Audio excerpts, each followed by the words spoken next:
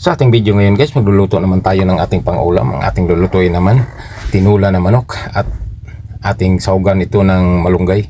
Ito siya guys, upang makahigop tayo ng mainit na sabaw ngayon kasi nga pagod tayo dahil sa trabaho natin.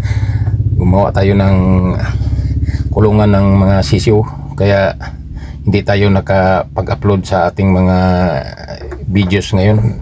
Na-busy tayo.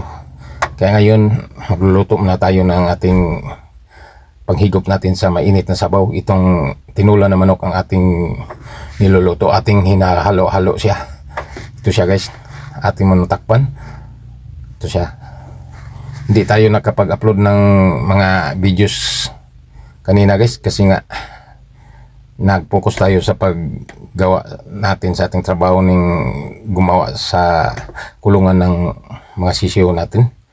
Ito kasi nga mag-alaga naman tayo ng mga manok at atin mo nang ginawaan siya ng mga kulungan ng mga sisiw. Ito siya guys, ang ating ginawa lang muna. Magluluto lang tayo ng panghigop natin ng sabaw.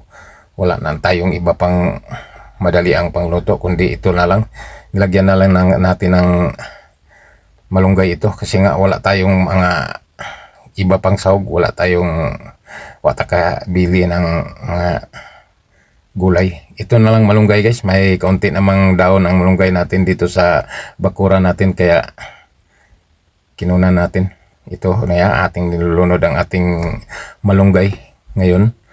Ito sa ating para sa ating panghigop ng mainit na sabaw kasi nga napapawisan tayo kanina sa ating gawain sa pagtatrabaho natin, kaya kailangan na humigop tayo na ngayon ng sabaw.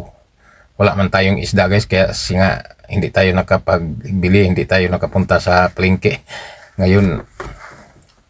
Manok na lang muna ang ating tinutula. Ito siya guys, lutong-luto na ang ating tinula na manok para sa ating panghapunan na ulam ngayon. Ito, lutong-luto na siya at handa na ito sa ating kainan. Maraming salamat.